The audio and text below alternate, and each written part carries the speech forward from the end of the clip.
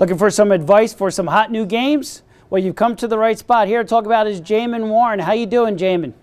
Hey, how you doing? I'm doing fine. So I heard you've got 3 good games for us to talk about. The first one being Draw Quest. What's that about? Draw Quest was designed by one of the guys. He started 4chan, which is a popular online web community. Was responsible for a lot of memes, and as people know, the hacker collective Anonymous. It was started by them, and Draw Quest is pretty cool. It gives you a daily drawing challenge, to sort of inspire daily creativity. The company's called Canvas, and it's for iPad, so it asks you to draw something like my favorite superhero, and you kind of go from there, and you can share the pictures with your friends. It's probably an heir to a game like Draw Something.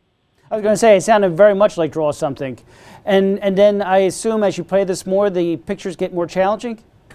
Yeah, so, I mean, the idea for Canvas as a company is to try and find ways to foster online creativity. And the idea is, I think, that we spend much of our daily lives not making stuff, and Draw Quest is sort of meant to be a little moment of zen. The idea that you're spending a little bit of time creating something new to inspire more creativity. So the challenges are sort of, there's no like ranking system or whatever, but the idea is to just encourage people to just create more things on their iPad on a daily basis.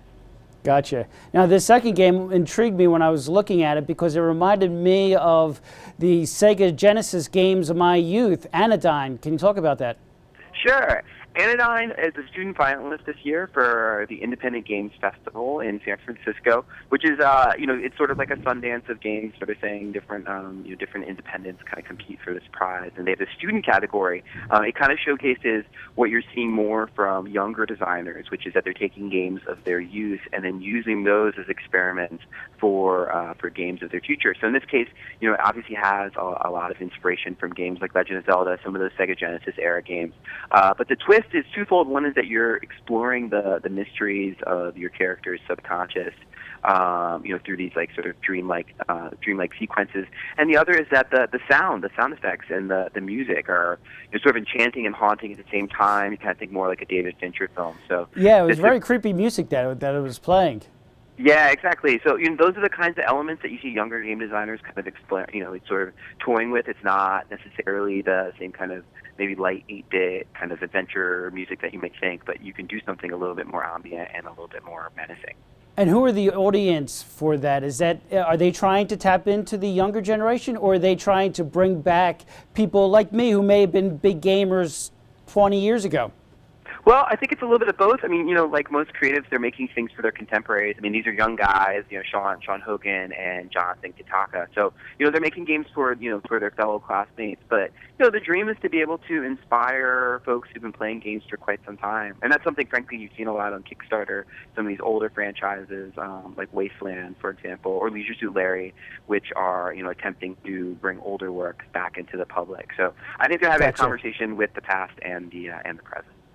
And then you have a third game called Little Inferno. Please talk about that. Sure. Little Inferno comes from the makers of 2 popular games, World of Goo, which was one of the first big iPad games a couple of years ago. It sold millions of units. It did very, very well. Also launched on the Wii. And then the other one, Henry Hatsworth, a puzzling adventure, which was originally an EA title. So their new title is called Little Inferno, and the gameplay is super, super simple. It's meant to be a satire of sort of games that you play on the go, but also social games, kind of like Farmville. And the idea is really simple. You're a character, and you try to burn everything, and you can purchase new things to burn from the store. And it gives you a timer when things have completed burning. I think the idea is that they're trying to sort of make fun of this idea that games are something. You see recently this happens where games are something that are sort of fueled by vertical in-app purchases, but also poke fun at games like Farmville where you would plant crops and you wait and then you come back. So in this case, you're trying to sort of burn the world down. It seems like a good way to vent after a difficult day. Exactly. Maybe this falls more into, you think about like the toaster screensavers or something like that. It's something to sort of fill your screen time with something sort of different. But these are 2 really talented game designers, and I think they're finding new ways to try to develop experiences for the iPad. Good stuff, Jamin. Entertaining as always. Thanks a lot for coming on. Thanks so much for having me. Take care.